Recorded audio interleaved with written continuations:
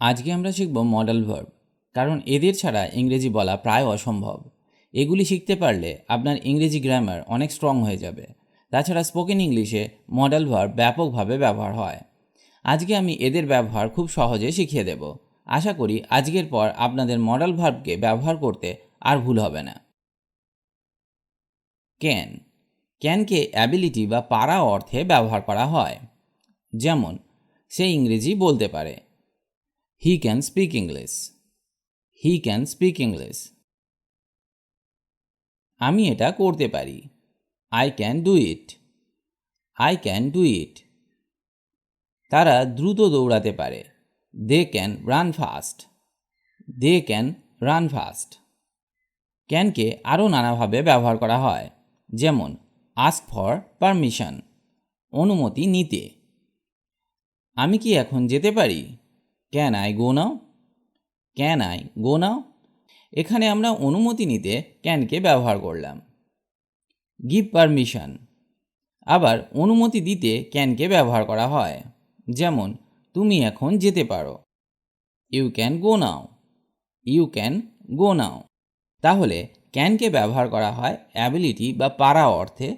তাছাড়া অনুমতি নিতে এবং অনুমতি দিতে ক্যানকে ব্যবহার করা হয়। এবার আমরা শিখব কুডের ব্যবহার। Could is more formal and polite than can. Could হলো ক্যানের চেয়ে অনেক বেশি ফর্মাল। যেমন, আমি কি এখন যেতে পারি? Could I go now? Could I go now? আমি কি একটা প্রশ্ন করতে পারি? Could I ask a question? Could I ask a question? তাছাড়া পাস্ট অ্যাবিলিটি বা অতীতের অভ্যাস বোঝাতে কুডকে ব্যবহার করা হয়। যেমন, সে 6 বছর বয়সে ভালো সাঁতার কাটতে পারত। He could swim well when he was 6। He could swim well when he was 6। Polite request করতেও কুডকে ব্যবহার করা হয়। আপনি কি বাক্সটা খুলতে পারবেন? Could you open the box? Could you open the box? Permission.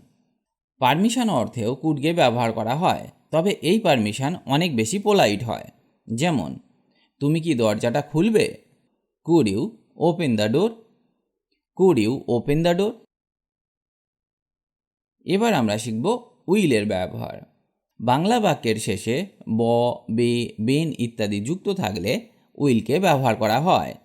যেমন, সে করবে। He will. He will. তারা করবে। They will. They will. সে পড়বে। He will read. He will read. আমি বাজারে যাব। I will go to the market. I will go to the market. Would. সন্দেহ বা সম্ভাবনা অর্থে উডকে ব্যবহার করা হয়। তাছাড়া ভবিষ্যতের কোনো কাজকে আমরা বর্তমানে বলছি, এইসব অর্থেও আমরা উডকে ব্যবহার করে থাকি। ফর এক্সাম্পল, আজ বৃষ্টি হবে। It would rain today. It would rain today. আমি এখানে বলতে পারতাম it will rain today. It will rain today. সে পরীক্ষায় পাশ করবে। He would pass the exam. He would pass the exam. Will আর উডের মধ্যে পার্থক্য। উডকে আমরা পাস্ট টেন্সে ব্যবহার করতে পারি, কিন্তু উইলকে ব্যবহার করতে পারি না। এটাই হলো এদের মেন পার্থক্য। ভবিষ্যতের কথা বলতে আমরা উইলকে সব জায়গায় ব্যবহার করতে পারি, কিন্তু উডকে করা যায় না। অনেক সময় সেখানে কিছু কন্ডিশন থেকে থাকে, বা আমরা যখন কোনো কিছু কল্পনা করে বলি।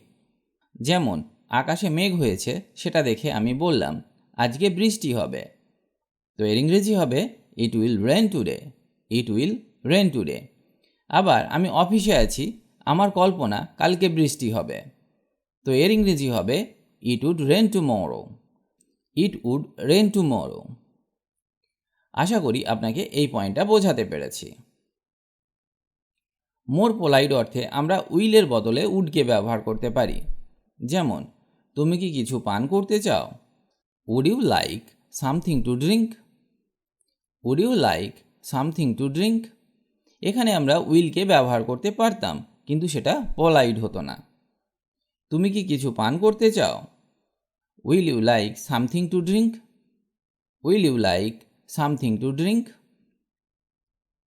বাংলা অর্থ এক হলেও ইংরেজিতে এর গুরুত্ব অনেক। বাংলায় যেমন আমরা কাউকে তুই বলি, আবার কাউকে তুমি বা আপনি বলি, সেখানে একটা সম্মানের ব্যাপার থাকে। ঠিক তেমনি এই ছোট ছোট জিনিসগুলি শিখে রাখলে আপনার ইংরেজি অনেক বেটার হয়ে যাবে। আবার উডকে হ্যাবিট ইন দ্য পাস্ট অর্থে ব্যবহার করা হয়, মানে অতীতের কোনো অভ্যাস অর্থে উডকে ব্যবহার করা হয়। আমরা ধূমপান করতাম, we would smoke. We would smoke মানে আগে আমরা ধূমপান করতাম কিন্তু এখন আর করি না। অতীতের অভ্যাস বোঝাতে আমরা উডকে ব্যবহার করতে পারি। তবে আমি আপনাকে বলবো উডের পরিবর্তে ইউজ টুকে ব্যবহার করতে। ফর এক্সাম্পল, আমি ধূমপান করতাম, I use to smoke. I use to smoke. অতীতের অভ্যাস বোঝাতে ইউজ টুকেও ব্যবহার করা হয়। তাছাড়া আমরা উডকে নানা অর্থে ব্যবহার করে থাকি। ইউজ টুকে ব্যবহার করলে অনেক সহজেই বোঝা যাবে যে আপনি অতীতের অভ্যাসকে বোঝাতে চাইছেন। মে। মেকে ব্যবহার করা হয় পসিবিলিটি, পারমিশন, রিকোয়েস্ট বা সম্ভাবনা, অনুমতি, অনুরোধ করতে মেকে ব্যবহার করা হয়। ফর এক্সাম্পল, সে যেতে পারে, হি মে গো। হি মে গো এটা একটা সম্ভাবনা। আমাদের দেরি হতে পারে, we may be late. We may be late এটাও একটা সম্ভাবনা। দেরি হতেও পারে, আবার নাও পারে। আমি কি আসতে পারি, may I come in. May I come in এটা একটা অনুমতি। আমি কি রুম ছেড়ে যেতে পারি, may I leave the room. May I leave the room এটাও একটা অনুমতি। আমি কি তোমার ফোন ব্যবহার করতে পারি, may I use your phone. May I use your phone এখানে অনুরোধ করতে মেকে ব্যবহার করা হয়েছে। এবার আমরা শিখব মাইটের ব্যবহার। মাইটকে অপেক্ষাকৃত কম সম্ভাবনা অর্থে ব্যবহার করা হয়। যেমন বৃষ্টি হতে পারে, ইট মে রেন। ইট মে রেন কিন্তু যদি বলি ইট মাইট রেন, ইট মাইট রেন কম সম্ভাবনা, আরও কম সম্ভাবনা অর্থে মাইটকে ব্যবহার করা হয়। সে আসতে পারে, সে আসতেও পারে আবার নাও পারে, হি মাইট কাম। হি মাইট কাম অনেক কম সম্ভাবনা, তার আসার সম্ভাবনা অনেক কম। এই সব অর্থে আমরা মাইটকে ব্যবহার করে থাকি। মাস্ট। মাস্ট মানে অবশ্যই করতে হবে। যেমন আমি তাকে অবশ্যই সাহায্য করব, I must help him. I must help him. আমি অবশ্যই যাব, I must go. I must go. সে অবশ্যই একটা গাড়ি কিনবে, he must buy a car. He must buy a car. তাহলে কোনো কিছু অবশ্যই করতে হবে এই রকম বোঝালে আমরা মাস্টকে ব্যবহার করব। এবার আমরা শিখব শুডের ব্যবহার। শুডকে ব্যবহার করা হয় উচিত উপদেশ অর্থে। যেমন তোমার তাড়াতাড়ি ঘুম থেকে ওঠা উচিত, you should wake up early. You should wake up early. তার কঠোর পরিশ্রম করা উচিত, he should work hard. He should work hard. তোমার ভদ্র হওয়া উচিত, you should be polite. You should be polite. আশা করি আমি এদের ব্যবহার আপনাকে শেখাতে পেরেছি এবং আজ থেকে আপনি এদের ব্যবহার খুব সহজেই করতে পারবেন। আমার মনে হয় না যে আর আপনি এদেরকে ব্যবহার করতে ভুল করবেন। এগুলি কয়েকবার অভ্যাস করে নিন, তাহলে এগুলি ভালোভাবে আপনার মনে থেকে যাবে। যাই হোক, আজ এই পর্যন্ত। আবার দেখা হবে নতুন টপিক নিয়ে। ভালো থাকুন আর আমার সাথে ইংরেজি শিখতে থাকুন।